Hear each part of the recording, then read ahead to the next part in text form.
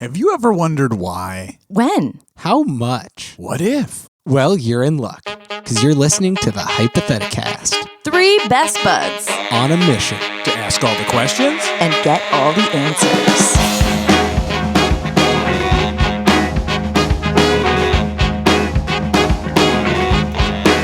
I was born with both guns blazing, and I do think I'm amazing.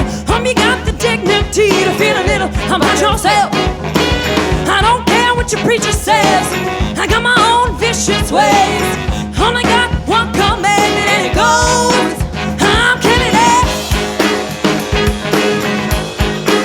I'm killing it. Hello, my friends. It is time. My name is David. Hello, my friend David. My name David. is Mike. You can say that again. I ruined it. All right. Hello, David. My name is Mike. Hi, David. I'm Emily. Hi, Mike. Hey. Hi, Emily. Hi, Mike. Now that we've all greeted each other finally and shook hands, we shook hands a lot. I had to edit out 30 seconds of handshaking and greeting and Lord be with yous and all those sorts of. I just got transported back into like a Lutheran church where you're told to like stand up and shake everyone's hand. Real uncomfortable for 8-year-old David. Did not like that stuff. We had to do that at Christmas church when I went to Christmas church. Is Christmas church a different kind of church than regular church? Well, it's when I go to church now. I just It's thought the it only was time I'm in a Christmas church. I It was get just it. all churches. Some churches do it every They Sunday. don't always do it. The churches that I grew up in did it, and then when it came to be like when I was 11 or 12, then we never did it anymore. But it was very conventional, like Baptist, Lutheran, like, all right, everybody stand up and say hi to everyone around Yeah. you, which honestly is fine. As an adult, I kind of like. But as a kid, I was terrified Can I of. tell you how I thought it was cool during that? Because everybody said, peace be with you. That's what you'd say. What did you say? But I one time saw this guy just saying peace. And I was like, Oh. I'm going to do that too. So then that's what I always did. I would just be like, peace. Peace. It went on a little bit I was longer. cool. Yeah. It went on longer than I thought it should. It was like, okay, I've greeted the 4 people in my quadrants, and then But it was then there like was, an like, a extra lady, minute like- where I was like, how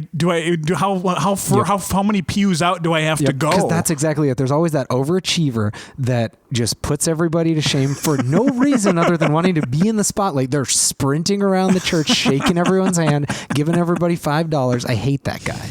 We are not that here. No way. We're the Hypotheticast, Yeah. and we're here to love. What are we gonna do, David? I don't know. We're going to play a game called Would You Blanket? Oh, it's been a while. It sure has been a while. This is a game where a series of questions is posed to a person in search of a perfect equilibrium.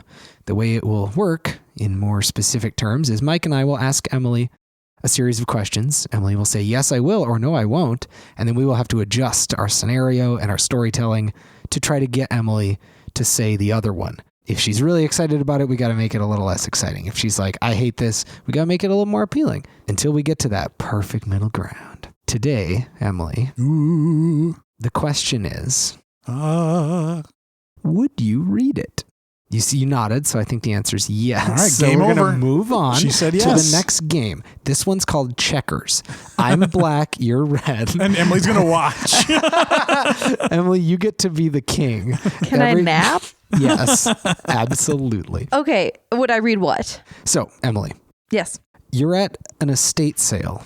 It's Charles Schultz's estate sale. Oh, They finally decided that they're just going to sell all the stuff that guy hoarded over his entire life. And I bet he hoarded a lot of stuff. Charles Schultz, of course, is famous in Minnesota for writing cartoons about Charlie Brown and a dog and a football and some lesbians. And that's some stuff that happened in Peanuts. yep. And he died in 2000. And now they're finally saying, you know what? It's 2020. It's time. Let's get all this stuff out into the world. And you're just poking around. You're browsing, finding some knickknacks. And then you get kind of what almost feels like a premonition. Like your eyes just land on a book in a pile of other books. It's just piled. They're not even on a shelf. It sucks. What a slob. Charles Schultz is very much a slob. Wow. What assassination of his character he's going through today. No, it's not his fault. It's the managers of the estate. That's fair. They're the ones to blame. And you see a book, though, that has like a really nice gold gilt spine. It's leather bound. It looks like it's probably from like the 1800s, maybe even further back. Weathered, but still definitely together. And it has a big title on the side. And as you pick it up, and it says, The Big One, Volume 8, Blessings Edition. And that's all it says on the side. And there's a number 8 at the bottom, because it's Volume 8, Blessings Edition. And so actually, you know what?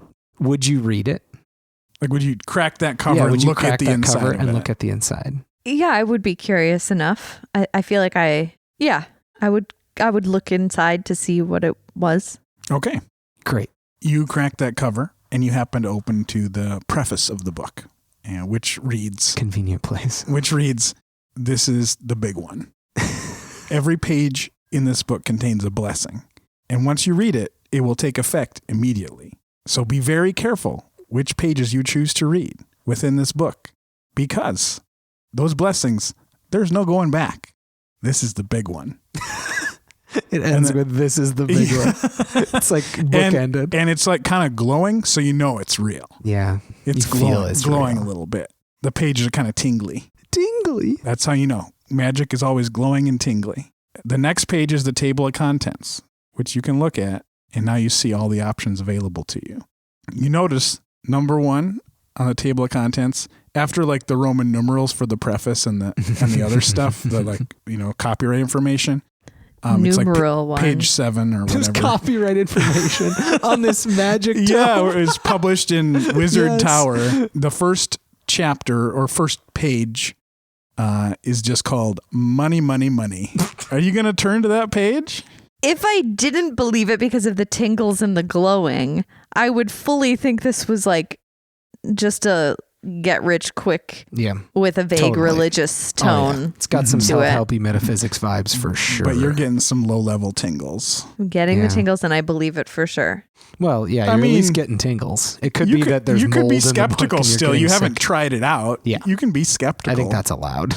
I would be. I don't care how tingly a book is. I mean, yeah. I'd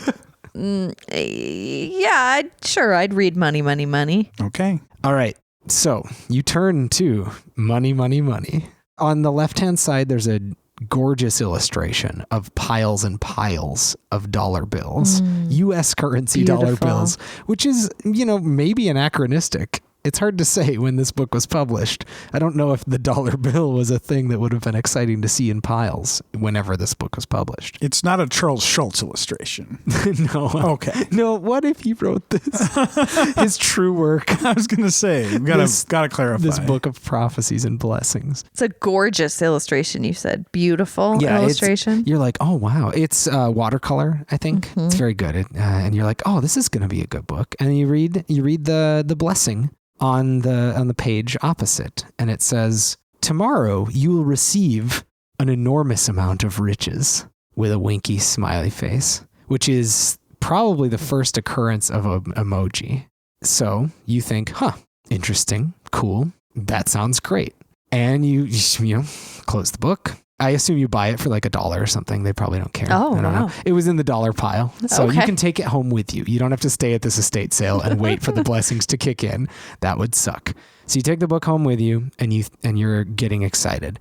As a flavor, do you tell Tanner or your child about this? I do tell my almost 4-month-old. Okay, but not Tanner.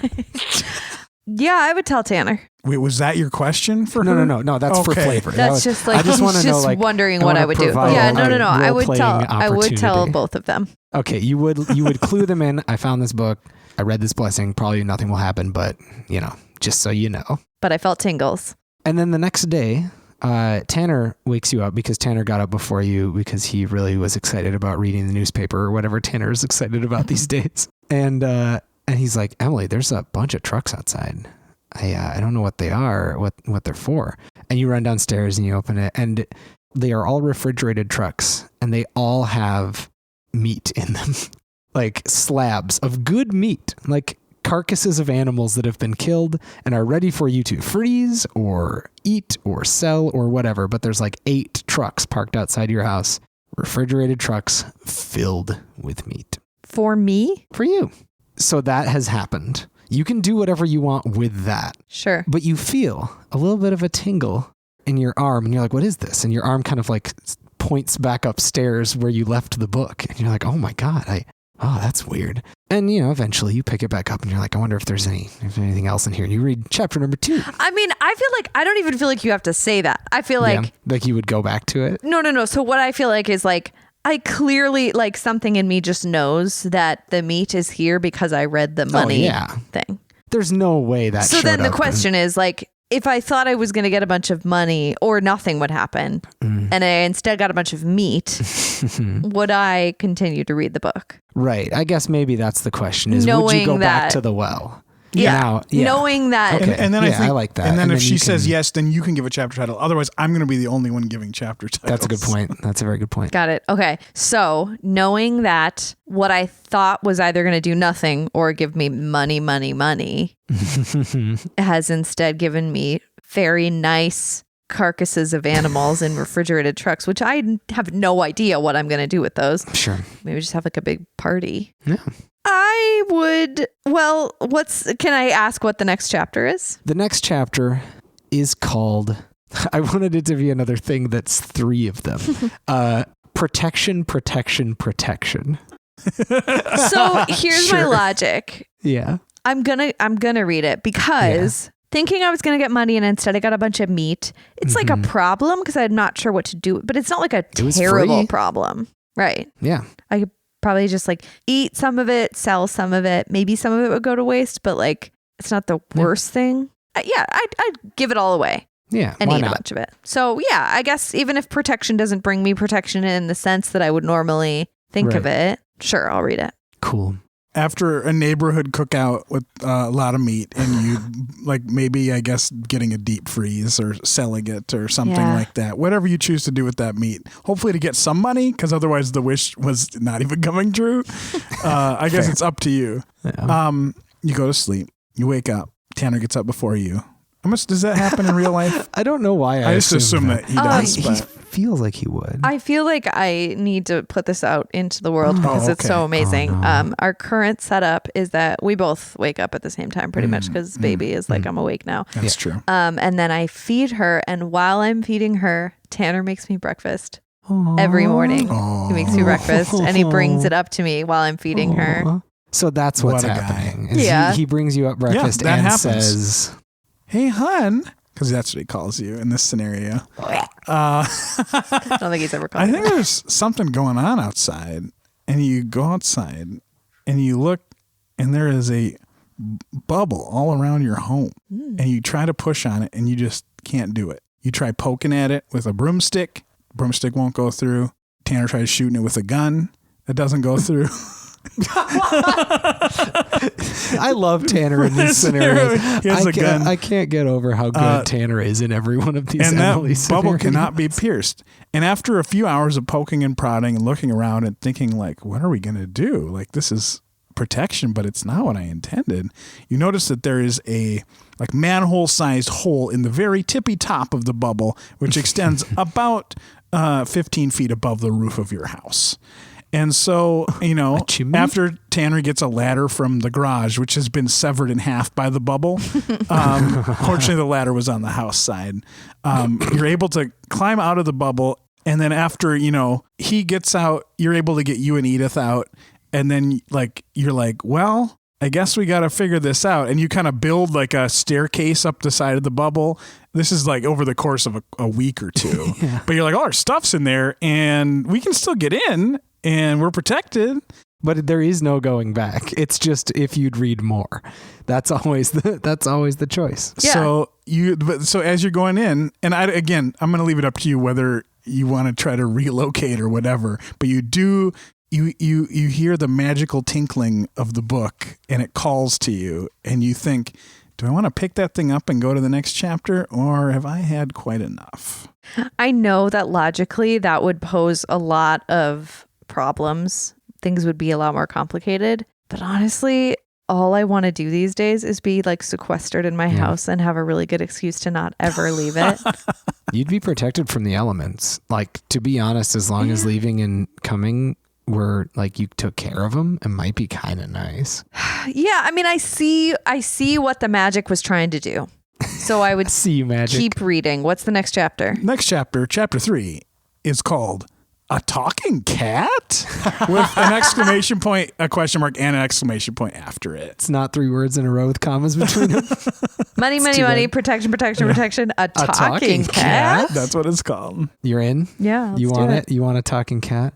All right. Well, this one's not going to be too much of a surprise. So you and Tanner wake up at the same time. Tanner goes downstairs to make you some breakfast. And you hear him talking to someone. And you're like, that's weird. Maybe he's like listening to the radio and he's like giving, commentary on it or something. It seems like uncharacteristic of Tanner. Whatever. It's fine. And you swear you hear another voice, but you're like, that's impossible. It couldn't be. And it's a very gravelly voice. It sounds like a grandpa, like someone's grandpa. And Tanner he comes up the stairs, but he's not holding any breakfast. He's holding on his face a surprised and maybe a little excited look. And he says, Emily, you are not going to believe this. Henry's talking. He's finally doing it. My dreams have come true. Come see. And he brings you downstairs. And of course, to your maybe not shock, because the book did say a talking cat. Sure enough, Henry is talking, but he sounds a lot like this. So this is the only time the book was literal. Yeah. Blessings are a tricky business. But Henry, the key to Henry is, of course, Henry. He's not exactly the most just leave you alone and he'll do his thing kind of cat. He's got stuff to say and he's got some opinions. None of them are like offensive. He's not like a dick, but he's annoying. And when he wants something, he's pretty persistent. Yeah, he's the worst. And now it's a grandpa telling you that he's hungry in the morning and at night. And if you shut him out of your room, there's a grandpa outside your door angry at you that he can't be inside. Are you interested in more of those blessings? Oh, God. What was the full title of this book again? The Big One, Volume 8, Blessings Edition. Oh, okay. So there's other editions? Yeah, I think so. Can I choose to know the name of the next chapter before I decide? Sure. So you don't read the book yet. You just crack it open and look at the table of contents again, which is within the rules. Totally fine. And you see chapter 4. It just says love. Do you read it? No, because that's like the first thing that is like truly important and I don't want to be fucked with.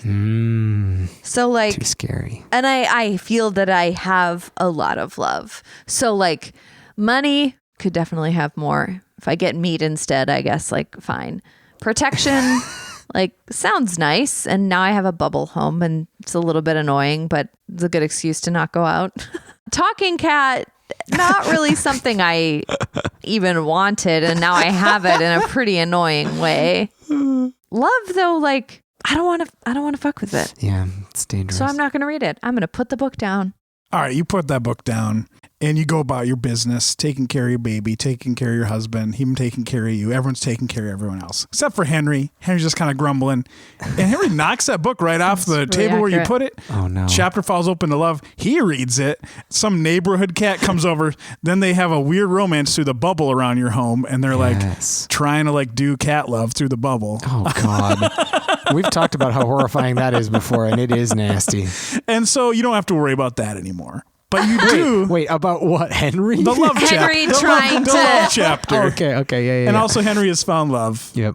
Henry reads it. I love that. Thank you. And as you go to pick up the book again, you look at the next chapter on the table of contents.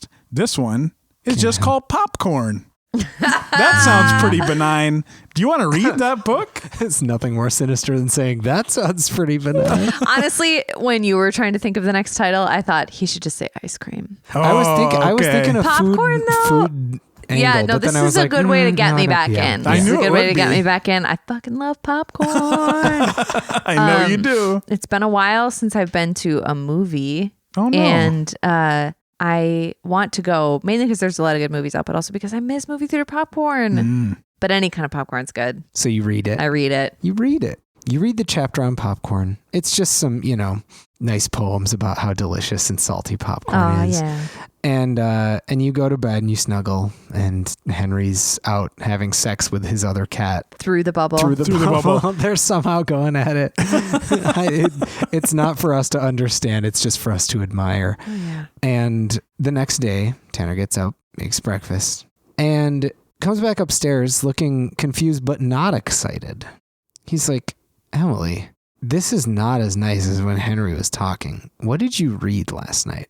Everything that I put in this frying pan, when I heat it up, it turns into popcorn. I can hold a cucumber in my hand, put it in a frying pan, heat it up, and it turns into popcorn. Ham, popcorn. Egg, popcorn. And he's gesturing wildly because you know how Tanner loves to cook those eggs and ham and a cucumber. What a good breakfast. That's his usual That's not breakfast that bad, for you, actually. right? I mean, those three aren't offensive as a combination. Could be better. And you go downstairs and you test it out, and it is true. As long as you don't heat anything up, food is food in your home. But the minute you try to cook something in your house, popcorn. It's not bad popcorn. It's tasty. It just means you got to eat raw food or popcorn if it's in your house. Can I bring already cooked food into my house? Yes. Yeah, I'm fine with that. It immediately becomes Honestly, that room kind of sounds temperature. nice. Yeah. You have to lower it through the hole, though. That is true. You do got to get it in with a crane. Pizza delivery One of drivers, the first things I would figure out is how to get food through that hole. they just throw a pizza up like a disc and it has to land. It just splats on the side of the dome. You hope that it slides through. I'd figure out like a pulley system or something. Yeah, you'd figure it out. I just love popcorn and I really don't like cooking. Tanner would be bummed. Like he would be mad It's more a Tanner he effect. does make yummy food much more often than I do. But I love any excuse to just like order in. So So that's just a good excuse. yeah, it's an excuse to only eat can't. popcorn or order in, which sounds like what I want. Yeah, it doesn't sound so bad. Yeah, could be nice. What a blessing. And you can have popcorn whenever What you want. a blessing indeed. So you're feeling great about that popcorn. Yeah, made a good choice. You're really living your saltiest, best life. And you go back to that book just to peek, just to see what the next one could be. Because maybe it's another specific one. Maybe it's ice cream. But it's not. It's not ice cream. It says fame. Would you read it? No. A few years ago, yeah, I would have. But now I'm old and boring. You're old and boring. And that's fame sounds hard Changed so and much. annoying. Yeah, mainly actually fame just sounds like exhausting, especially in today's world. I would like to be able to do what I love, but I feel like I can do that without fame. That's scary. It's just scary. That sounds like scary. That sounds like black magic then. It's like trying to entice me in and I don't like it. And no, I don't like not reading it. No. All right. You put your book down on the coffee table. Flops open. Henry reads the fame page. That's exactly what I saw. Suddenly, one of the neighbor kids gets a picture of him through the bubble, and Henry becomes Instagram famous. He becomes a meme. I mean, he can talk got his like own- a grandpa. he's Like, got- of course he's famous. He's got his own account. but he's stuck in a bubble. Yeah, he's the grandpa Yeah. in the grandpa cat in the bubble. It's better than that. You can be on Instagram from anywhere, Emily. Bubble grandpa. So you just got to deal with that now. My famous Instagram famous cat. Mm-hmm. Ugh, that's annoying. Yeah. It's annoying, but it could be worse. It could be worse, and at least I have all this popcorn. Hey. And Yeah, we had a that's good the time. end. That was a Yay. weird journey. Nothing bad happened, really. Not really. Thank you for listening to this episode. I'm glad you came with us. I had fun. I would read that book. That's all I know. Would you read it cover to Hell cover? Yeah, I just read every Read one. every page? just to see. I'd let Joan read it too, because I would want her to have some fun. But I think it's only one person per use. Oh, you think so? You Well, can't I'd do double alternate with ups. John. You'd let her have every other. I'd let her pick the ones with her little paw, which ones she thought were good for her. Like if one said wet food, she could like pick that one. I probably wouldn't want that one. You never know though. Maybe Yeah. it'd be- You like maybe wet it'd be food different. sometimes. I like putting water in food. Sure. Dipping bread in some milk. That's pretty good. So I have a last segment for you. Me? Today. You, Mike, and you, Emily. Thank and you, you. the listener, just in case. It's called No Questions Asked. It's where I ask one question and there's nothing else. No follow-ups, no little chit-chat, none of that. Today's question is, would you rather date a grandpa that looked like a cat or a cat that looked like a grandpa? Grandpa that looked like a cat. Grandpa that looked like a cat. Yeah, me too. It's a person. Okay, bye. Yay. It's so rare that you can date a person in these things. So. It's time. I'm marching,